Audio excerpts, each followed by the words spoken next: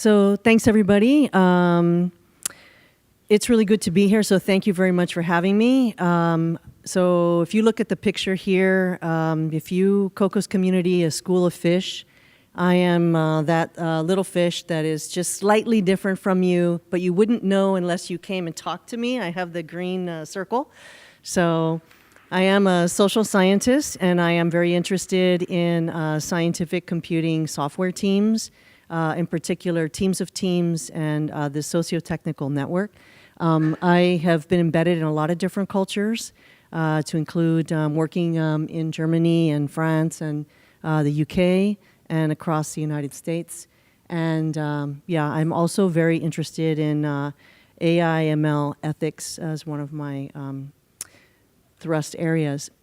I want to acknowledge John Parent and Bill Hoffman, because I'm going to refer to them a little bit in the presentation.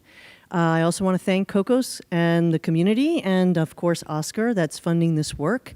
I have a paper that I refer to that I have the link here for you. And then I'd also like to acknowledge my team, our team below. This is Corsa. And we had a poster, actually during the poster session, our role in Corsa. We're one of the seedling projects that have been funded by the Department of Energy Oscar program to look at stewardship of the software technologies that were developed in the Exascale Computing Project. And so our project in particular is looking at two things: pathways to foundation. So how can we help those projects who have not joined a foundation to consider joining foundations? And then also, how can we help the software technologies sustain their projects? And so part of sustainment, it's not just the software, but it is also the community. And so the community is very important. This is something that we've learned when we have done interviews and when we have done surveys with the software technology projects that are involved in the Consortium for the Advancement of Scientific Software, which was on one of the previous slides. We learned that sustainability, first of all, is an ecosystem of interdependent parts. It's not just the software, it's also the people who develop the software. And so while I may be a social scientist interested in software teams, I know that I'm not the only person here interested in teams. I know that all of you are interested as well, so I hope that that's an opportunity for us to talk. The other thing that we've talked about with our teams that we've done interviews with is that, of course, funding is an issue. It is complex, and so that's why foundations like HPSF are really great, because it can alleviate some of the pressure of community building. So that's a very positive thing. And then the last thing that we talk about with teams is adaptability. So how do the software technologies, how can they easily adapt so that others can use them or install or maintain, especially across these heterogeneous systems? And so here I'm going to refer to Bill Hoffman. This is not my quote, this is from Bill. Sustainability really isn't that simple. It's about the expectation that your software used today will be available into the future. And one way that you can make software available into the future is to really focus on the sociotechnical portion of your ecosystem, those interdependencies.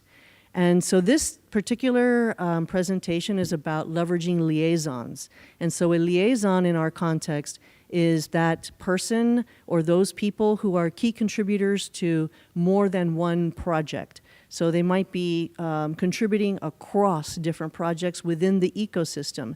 Now these people are actually very, very instrumental, because if you know who they are, if you can identify them, they can actually accelerate the communication across the ecosystem. So they bridge gaps. We learned this during the Exascale Computing Project. And whether it's a small or large team, identifying them will help you establish trust more easily or faster, and also it can help with transparency within and across teams. And then I have here a definition for the liaison role, which I just described. So as I mentioned, we learned that when we were in the Exascale Computing Project that we really had to take the agility and the knowledge within small teams, and we had to scale that across a large organization. The ECP was over 1,000 researchers. And so how do you do that? How do you scale everything that's good about a small team to a large team? One way to do it is to break down the bureaucracy and to actually empower teams to be autonomous and to make decisions at their level. And so these are some of the concepts that were utilized in ECP. One was an aligning narrative, meaning that all of the teams really were aware of what the goal was with the ECP project. And so everyone could basically align their work with that goal. The next concept that was used was shared consciousness. This has to do with actually sharing information among the network, but in particular, the informal tacit knowledge that isn't documented. It's what you learn as a team. Empowered execution speaks to the ability to make decisions at your level, and then finally identifying those cross-project contributors. So the next 2 slides here, I want to credit John Parent from Kitware for helping with the visualization. This is a teaser for what's going to come in our project Corsa. We are working on sustainability metrics and dashboards for the community. So we would like you to be able to look at your project interactively, see what your dependencies are, so that you can start to consider what is that human layer and what are my software dependencies. So here, this particular view, thank you, is a view of the Consortium for the Advancement of Scientific Software members. They're dependents of COCOS. So we've heard some presentations from these folks at HPSF. And then here is another view of the dependence of them and their dependents. So the transitive dependence of COCOS, you can see there are other projects here.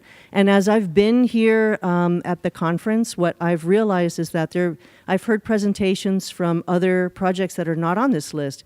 And so for those projects, it's useful perhaps to identify who are these key cross-project contributors to accelerate what you learn in COCOS, being part of this community. So this is my last slide and my conclusion. This is really just to tease you with a few thoughts. First, about thinking about the sociotechnical layer of our software dependencies and how we develop software, and to leverage the capability that you have, especially the informal capability. So earlier we heard discussion about tea times. Are you going to tea times? CEA organizes them, and I've been to them. They're actually really informative. So this is a good way to leverage cross-project contributors. Another is forming a tiger team. So if you have several key contributors, are they forming a team so that they can talk and share information and perhaps discuss common problems across the projects and common ways that they might fix things? And then also, finally, how can you think about leveraging low-hanging fruit? Meaning this doesn't have to be laborious. It should be something that should come organically. And I really, I'm here. I would be happy to talk to you about your teams. And if you would like to drill down deeper into liaisons after the conference with our Corsa team, we're available to you. So thank you very much. I hope you will sign up for our updates to hear when the dashboard's coming out. So thanks, everybody. Thank you.